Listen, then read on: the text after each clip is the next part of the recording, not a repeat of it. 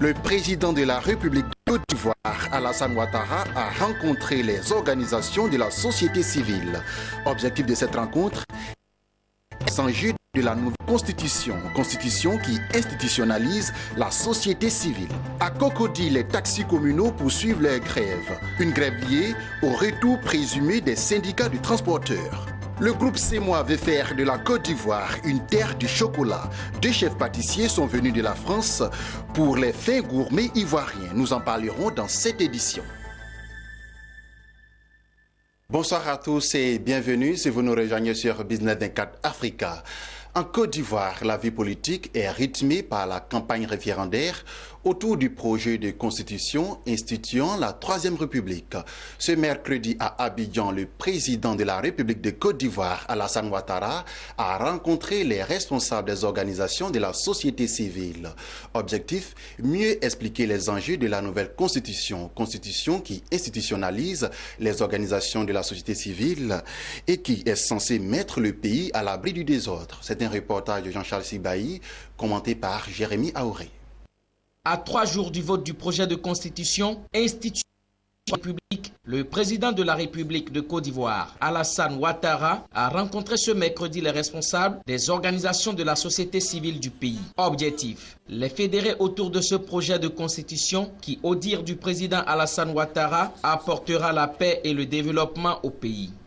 La liberté, c'est le fondement de la démocratie. Et vous qui êtes de la société civile, vous nous le rappelez. Et c'est pour cela, dans cette constitution, il y a une place importante, la constitutionnalisation du rôle de la société civile. Voilà. En tout cas, je voudrais me féliciter de cela.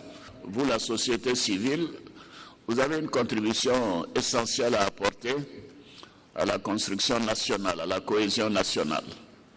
Et je voudrais donc compter sur vous pour que le message de stabilité puisse être relayé partout dans le pays par vos canaux et que les uns et les autres comprennent que la Constitution n'est pas faite pour quelqu'un ou contre quelqu'un.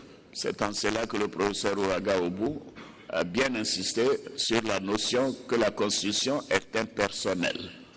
Elle est impersonnelle parce qu'elle ne vise pas à favoriser quelqu'un ou à exclure quelqu'un. Elle veut être une constitution neutre qui s'applique à tous et qui permette donc à chaque citoyen d'avoir accès aux droits et d'avoir les mêmes devoirs que l'ensemble de ses concitoyens. Les responsables de la société civile présents à cette rencontre étaient tous en phase avec le président de la République quant aux enjeux et aux innovations de la nouvelle constitution plus protectrice des droits fondamentaux. Nos propositions ont été, pour la majeure partie, prises en compte. Ce sont le renforcement du préambule par la réaffirmation de l'attachement de notre pays aux droits humains et aux libertés fondamentales, l'abolition formelle de la peine de mort, l'interdiction formelle de l'esclavage, de tout type de torture, de traitements inhumains et dégradants, de tout type de violence physique et des mutilations génitales féminines.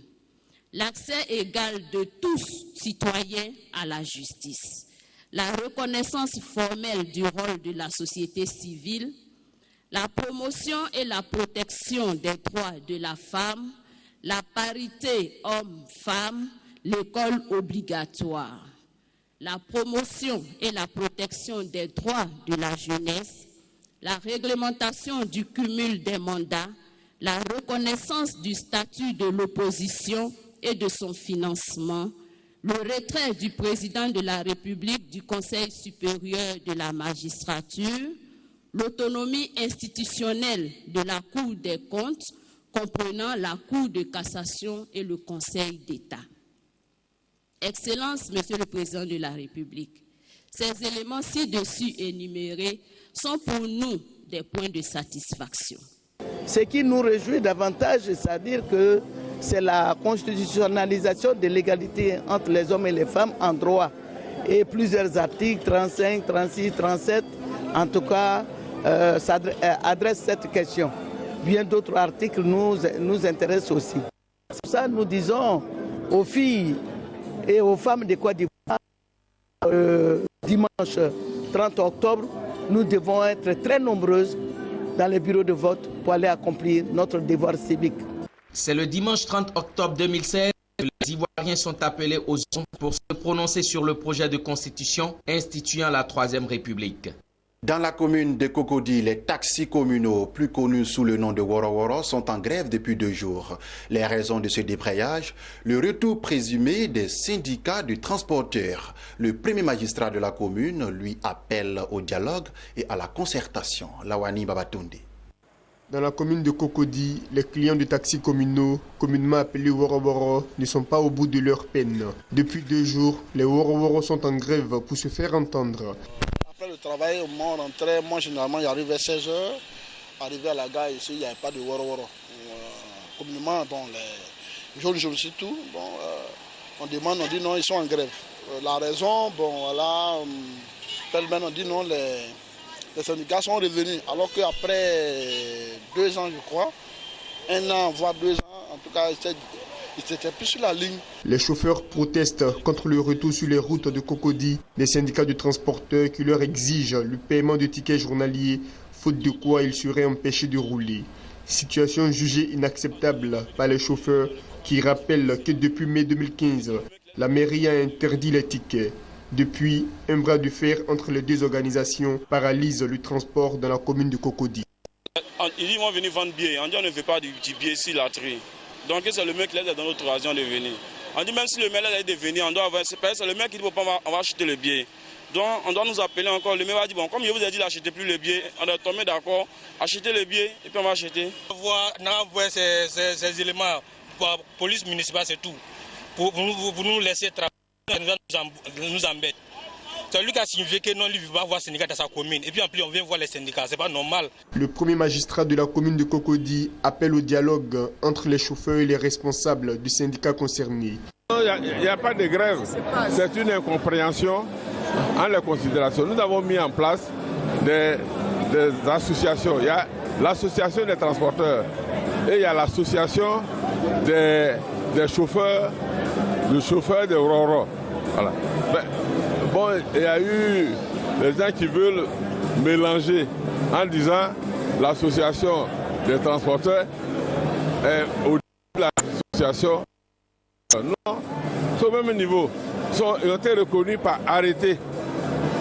Donc, on les considère au même niveau. Et cette incompréhension a été levée. On a mis fin aux syndicats et les syndicats se sont mis en une fédération. Et c'est ce que nous avons demandé.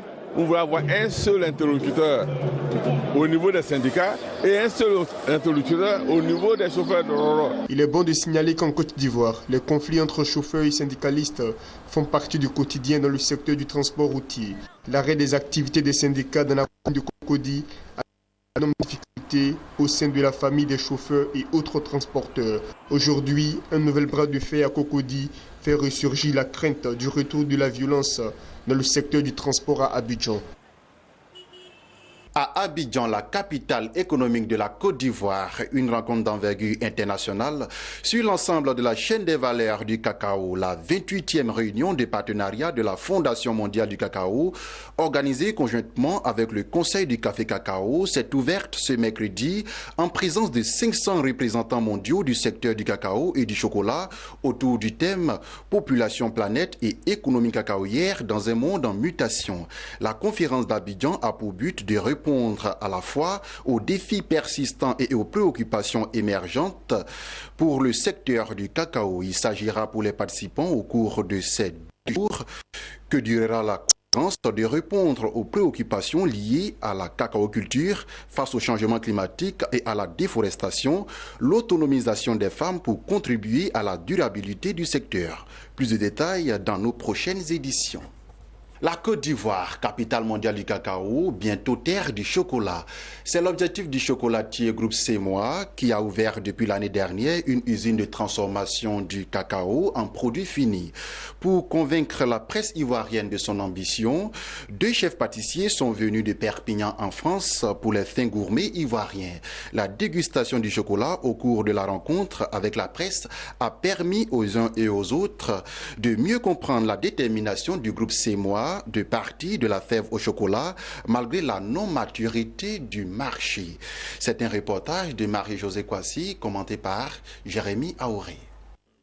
Les chefs pâtissiers français Franck Michel et japonais Takeshi Shibata, 2 professionnels de renommée mondiale, ont déserté leur laboratoire de Perpignan en France pour faire montre de leur savoir-faire en confection de chocolat à Abidjan. Alors il y a la fermentation contrôlée et puis ce chocolat frais puisque on récolte le chocolat et tout de suite il est transformé, donc il ne va pas traîner et ça permet de maîtriser au mieux toutes les étapes du chocolat pour avoir une qualité qui soit irréprochable. Donc c'est là tout l'intérêt de ce chocolat. À la dégustation, la presse et d'illustres personnalités, dont l'ambassadeur du Japon en Côte d'Ivoire, mais aussi de nombreux amateurs anonymes friands du chocolat, ne se sont pas fait prier. On n'est pas déçu parce qu'on vient de déguster. Je pense que c'est bon. Cette séance de dégustation et de présentation de savoir-faire est à l'initiative du groupe Semois, un chocolatier français impliqué depuis 30 ans dans l'ensemble de la filière et pour réaffirmer son engagement dans la maîtrise de l'ensemble de la filière cacao, depuis le planteur jusqu'au consommateur, le premier responsable de Semois a effectué le déplacement d'Abidjan. Je pense qu'avec l'État de Côte d'Ivoire, Semois est très engagé dans la mise en avant de l'origine Côte d'Ivoire. Je pense que nous sommes, avec nos 1000 salariés ici, nous montrons notre implication gérée dans le développement du pays. Je sais qu'il y a une ambition du chef de l'État pour augmenter encore la transformation locale et nous sommes aujourd'hui la première pierre de cet édifice sur la partie produit consommateur et donc allons de l'avant. Pour amener les consommateurs de la sous-région à s'intéresser au chocolat, Semois a sa petite idée. Le chocolat est une invention qui a été inventée par l'homme, mais ça n'a pas été inventé par les Africains.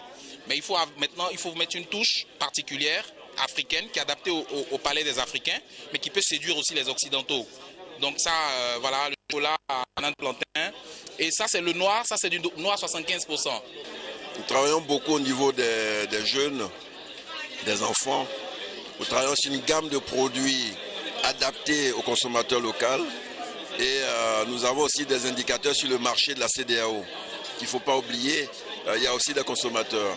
La Côte d'Ivoire étant la terre du cacao, va aussi être la terre du chocolat pour ce marché régional. Signalons que cette rencontre a été l'occasion pour le groupe Semois de lancer à Abidjan 2 nouvelles gammes de produits. La gamme Empreinte et la gamme La Succession. Des gammes qui, au dire des responsables de Semois, sont adaptées aux attentes du marché. Quittons la Côte d'Ivoire pour le Bénin où l'agriculture emploie plus de 3/4 de la population active. La problématique du financement des petits exploitants agricoles est bien réelle dans le pays. Récemment, cette question était au centre d'un atelier à Cotonou.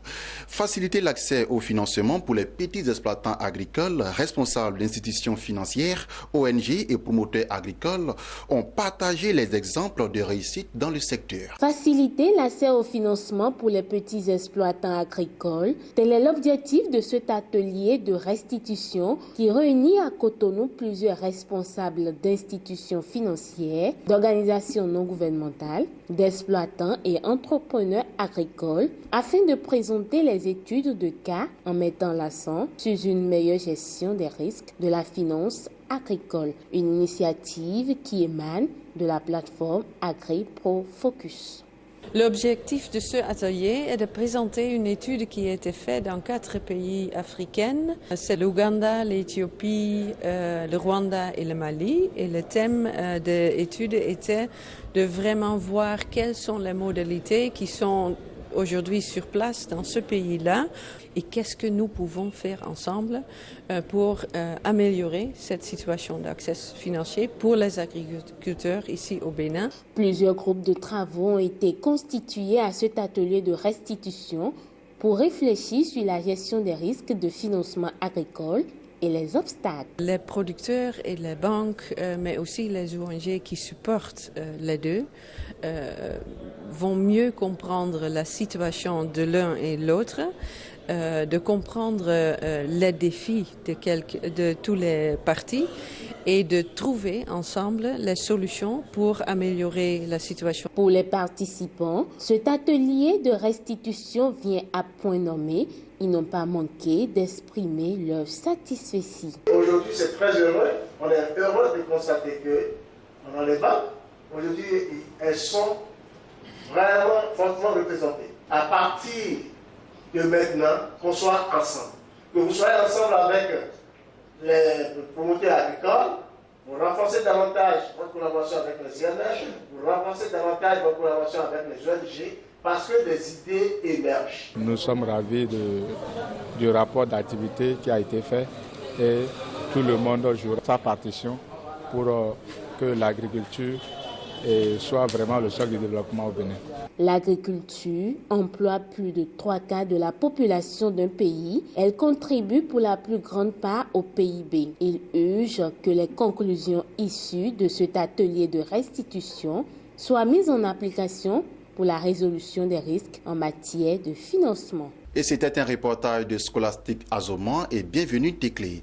Terminons cette édition avec cette information en bref. Dans un tweet qu'il a publié mardi, le ministre nigérian du pétrole a déclaré que la production nigériane de pétrole est remontée à 1,9 million de barils par jour et a indiqué qu'elle récupère bien les attaques des militants du delta du Niger. Une bonne nouvelle pour l'industrie qui s'est récemment fixée pour objectif de porter la production à 2,2 millions de barils par jour avant la fin de l'année. Si ces chiffres se confirment jusqu'au mois prochain, le pays devrait réaccéder à la première place des producteurs du continent qui lui avait été arrachée au cours du premier trimestre de 2016 par l'Angola. C'est ici que se referme cette édition. Merci de nous avoir suivis. L'information continue sur Business 24 Africa, la première chaîne panafricaine d'information économique.